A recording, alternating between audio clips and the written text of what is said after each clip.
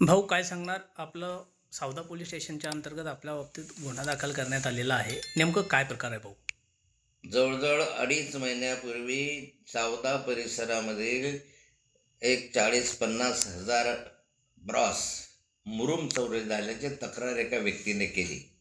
त्याने त्याच्या संदर्भात सारे पुरावे दिले. JCBचा फोटो दाखवला, ट्रॅक्टर दाखवलं, तो माणूस आहे, ऑडिओ दिला, व्हिडिओ दिला. हे सगळं करत असताना PSIने त्या संदर्भामध्ये म्हटलं की मी तक्रार घेणार नाही, हा रेव्हेन्यूचा भाग आहे. मग रेव्हेन्यू डिपार्टमेंटने तक्रार दिली पाहिजे म्हणून विधानसभेमध्ये मी हा प्रश्न डिसेंबरला विचारला आणि हा प्रश्न विचारल्यामुळे त्या PIची जीवावर आली.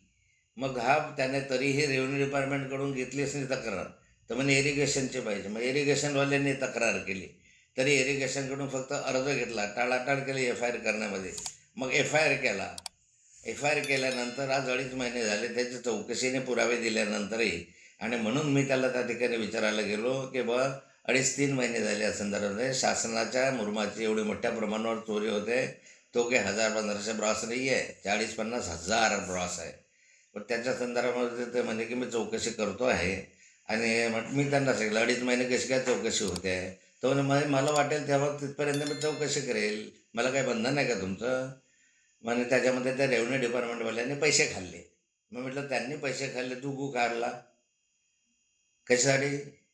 तुला काम दिलं आहे ना सगळं. मग नंतर मी लगेचच 2 मिनिटामध्ये त्याला सांगितलं की यामध्ये माझा चुकीचा शब्द केला, मी तुझी माफी मागतो, असे त्याला सांगितलं. आणि त्याबाबत त्याला सांगितले सगळे 2 नंबरचे धंदे आहे, पत्त्याचे क्लब आहे, सट्ट्याचे क्लब आहे, दारूचे अड्डे आहे. याच्यामध्ये संदर्भामध्ये तुम्हाला कारवाई करायला वेळ नाही आहे म्हटलं यामध्ये. तर आता शेवटचा शब्द आहे की तुमचे हप्ते घेतात, तर ते हप्ते घेतात म्हणून अँटी करप्शनकडे जावं लागेल आणि त्यामध्ये कारवाई करावी लागेल.